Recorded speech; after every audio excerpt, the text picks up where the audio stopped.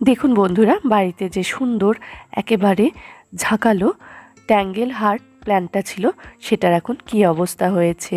না না, ভয় পাওয়ার কিছু নেই, এই গাছগুলোর এরকম হয়েই থাকে।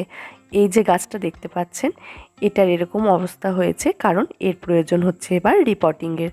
এবং যখন রিপটিং করে এর ডালপালাগুলো অর্থাৎ কাটিংগুলো আবার বসানো হবে, তখন আবার সে আগের মতোই সুন্দর গাছ হয়ে উঠবে এবং ঝাঁকালো গাছ আমরা দেখতে পাবো।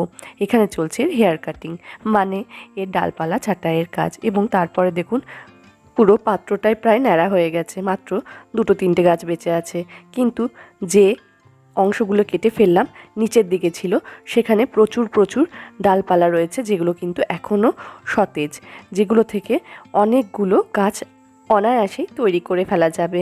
এখানে দেখুন গাছের সিলেকশন চলছে, তবে এখান থেকে যে কোনো একটা কাটিং নিয়ে লাগালেই কিন্তু গাছ হয়ে যাবে।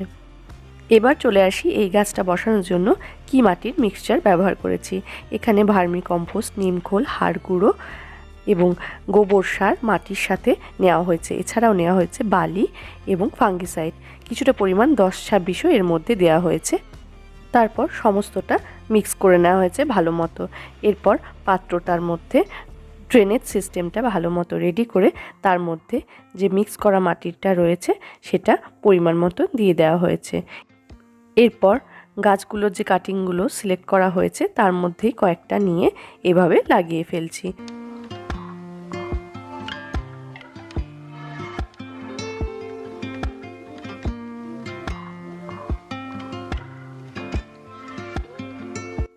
দেখুন বন্ধুরা, এভাবেই হ্যাঙ্গিং বাস্কেটটায় প্রয়োজন মতো গাছের কাটিংগুলো লাগিয়ে ফেললাম। এরপর হচ্ছে জল দেওয়ার পালা।